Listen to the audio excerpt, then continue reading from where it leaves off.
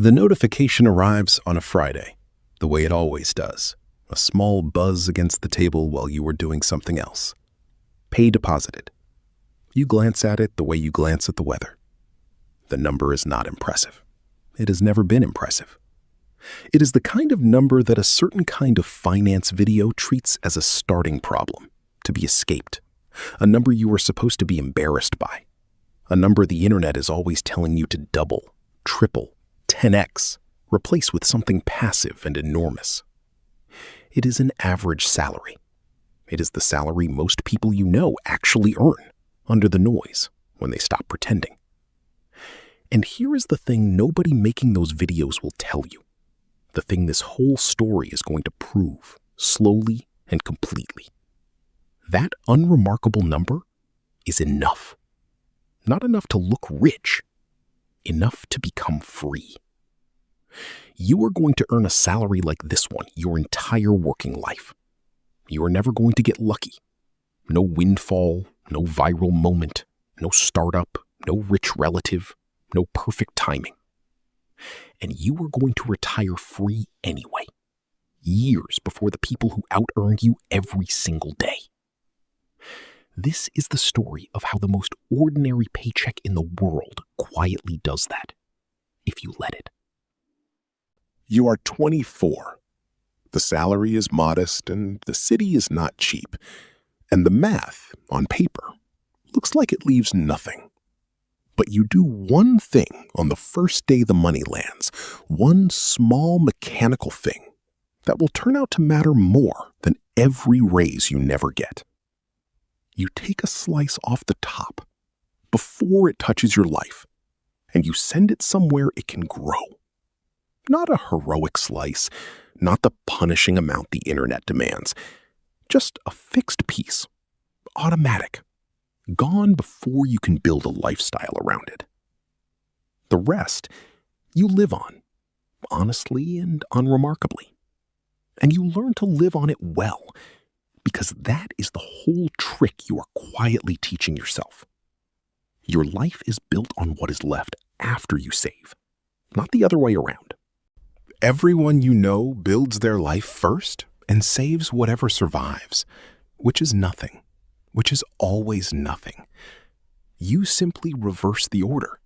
It costs you almost nothing to feel, and it will be worth almost everything to have done. At the end of the first year, the account holds a number so small it would be easy to laugh at. You do not laugh at it. You know what it is. It is a seed, and seeds are supposed to look like nothing. The people who dig them up to check whether they are growing are the ones who never get a tree. You just leave it in the ground and go live your life, and that turns out to be the entire skill. You are 28, 4 years in, and the people around you are in motion.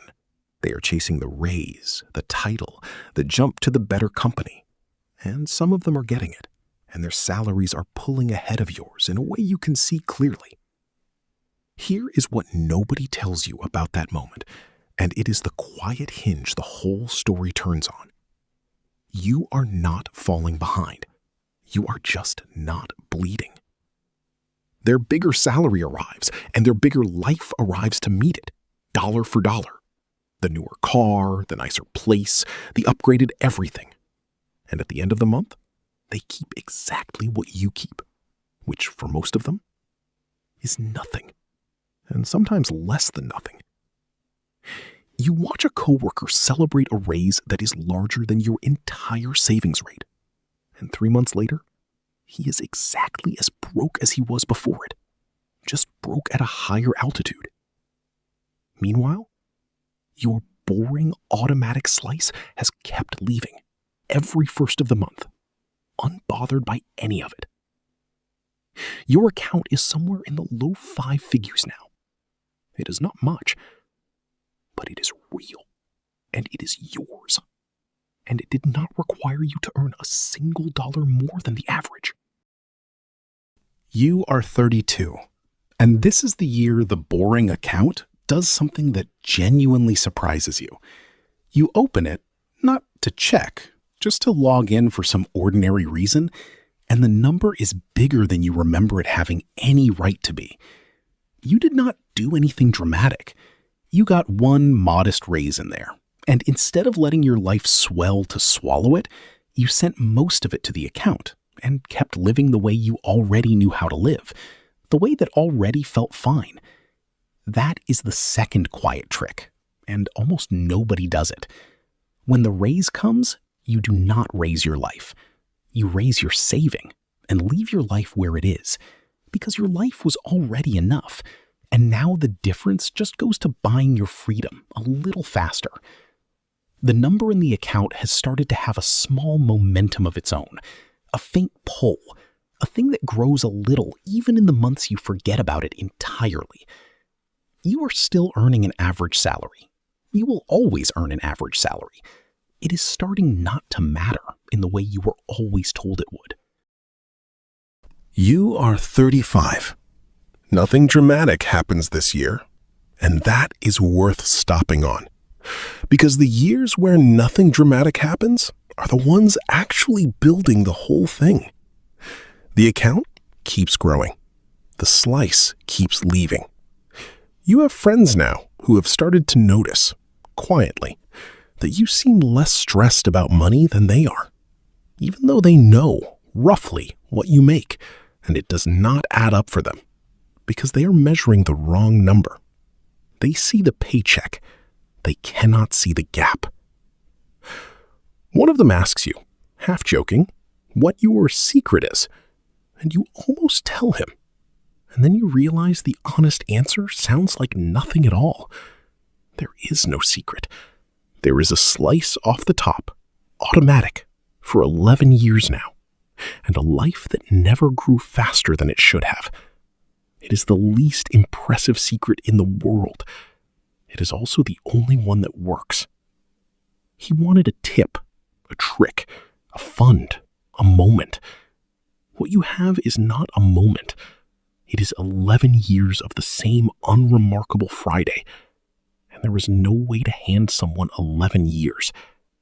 You can only tell them to start today, so that in 11 years, they have their own. You are 38.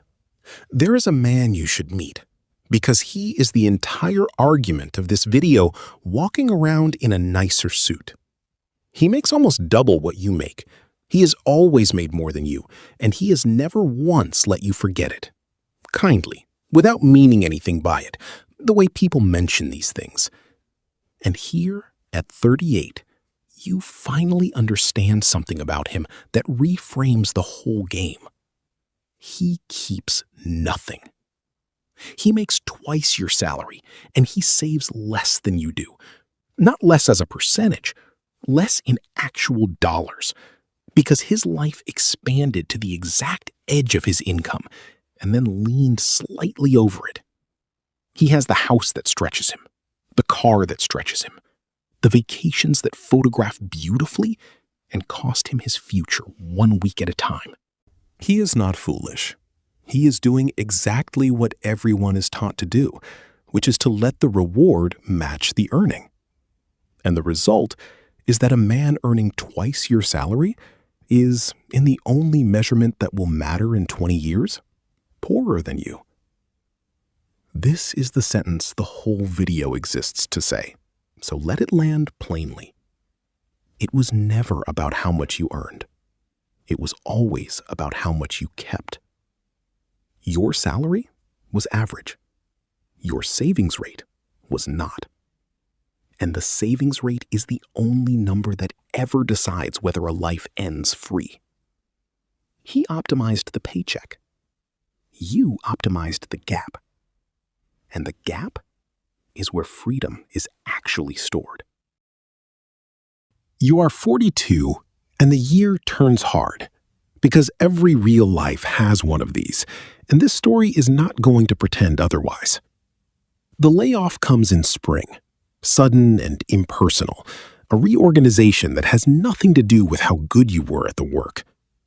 For a few months, you are a person without a next paycheck, and this is exactly the moment the whole thing gets tested. But here is what you built without ever calling it that. Because your life was always sized to what was left after saving, your life is small enough to survive a gap. Because you have been quietly keeping money for 18 years, there is a cushion under you. Not a fortune, just enough. Enough to turn a catastrophe into an inconvenience. You do not sell the investments in a panic. You do not fall into the debt that swallows people in exactly this moment. You live on the cushion. You keep looking. And you find the next average paying job in a few months. And you start the automatic slice again the very first Friday it deposits. The higher earner, if this had happened to him, would have had 3 weeks of runway and a mortgage that assumed the good times were permanent. You had months because you never mistook a paycheck for a promise. The hard year does not break you. It quietly proves the entire point. You are 45. The account is real now in a way that changes how you move through ordinary days, and almost none of the change is about spending. You do not buy more. You buy calm. When the car makes the expensive noise, it is an errand, not a crisis. When a friend describes the specific 3 a.m. math of not knowing how a bill gets paid, you recognize it from a long time ago, from your early 20s, and you realize you have not felt it in years and had almost forgotten it was ever the water you swam in. That is what the slice was quietly buying the entire time, long before it could ever buy your freedom outright. It was buying the distance between you and panic, one Friday at a time. And that distance turned out to be worth more per dollar than anything you could have spent the money on instead. The higher earners around you have nicer things and thinner floors. You have plainer things and a floor you cannot fall through. You would not trade it. You are not even tempted. You are 48, and something crosses over this year that you have been reading about for 24 years without fully believing it would happen to someone like you. The account grows in a single year by more than you put into it. Read that again, because it is the moment the ordinary salary stops being the engine. For 24 years, your paycheck did the lifting, the modest automatic slice, first of the month, faithfully. And now, the money you have already saved is generating more on its own in a year than your own contributions add. You could stop saving entirely and it would keep climbing. The average salary got you to the top of the hill, and now the hill does the rest.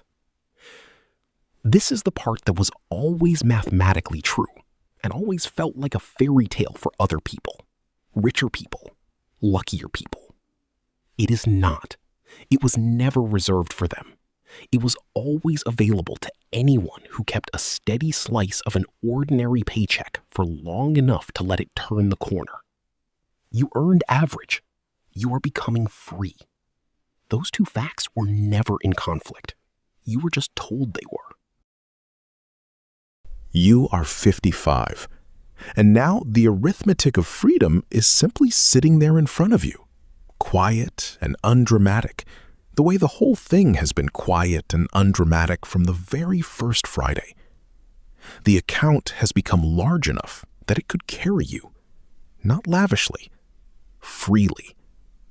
Work has become a thing you choose rather than a thing you owe, and that shift from owing your days to choosing them is the entire prize, the thing all the money was always secretly for. The people who out-earned you your whole life are mostly still working, not because they want to, but because their lives grew teeth that need feeding, and the feeding never stops. You could walk away years before them, on a salary that was smaller than theirs, every single year of your working life. Sit with how strange and how fair that is. The tortoise did not win because the tortoise was special. The tortoise won because the tortoise never stopped and never needed to be fast and never let the size of its steps convince it the race was unwinnable. You are 60, and it is time to say the thing plainly, because you have earned the right to hear it said. You retired free, on an average salary. Not a lucky one, not an impressive one, the exact ordinary paycheck that 1,000 videos told you to be ashamed of, to escape, to replace with something bigger before you could ever hope to be okay. You never earned more than average. You never got the windfall. You never went viral or founded the thing or married into it or timed anything perfectly. You simply took a fixed slice off the top of the most unremarkable income in the world for as long as it takes and refused to let your life grow faster than your freedom. And it was enough. It was always going to be enough. The number on your paycheck was never the thing standing between you and a free life. The only thing ever standing there was the belief that a number like that couldn't do it. And that belief cost the people who held it everything. And it cost you nothing, because you quietly never believed it. The notification arrives on a Friday, the way it always does. Pay deposited. Somewhere, right now, a person is glancing at that number, the way you glance at the weather, and feeling the small, familiar sink of it. The sense that it is too little, too ordinary, too far from the impressive figures the internet insists are the only ones that count. And they are wrong about that number. Wrong in the most expensive way a person can be wrong. Because the number is not too small. It was never too small. It is a seed, the same seed it has always been, sitting in the account of someone who has been taught to see it as a failure instead of a beginning. You do not need a bigger paycheck to become free. You have almost certainly already earned enough, for enough years, that the only thing you were ever missing was the fixed slice off the top and the patience to let it turn the corner. The most ordinary number in the world is holding a door open, and it has been open the whole time, and it does not care in the slightest that it is average. Average was always enough. It did not need to become extraordinary. It only needed to be kept. The only question was whether you would let it be.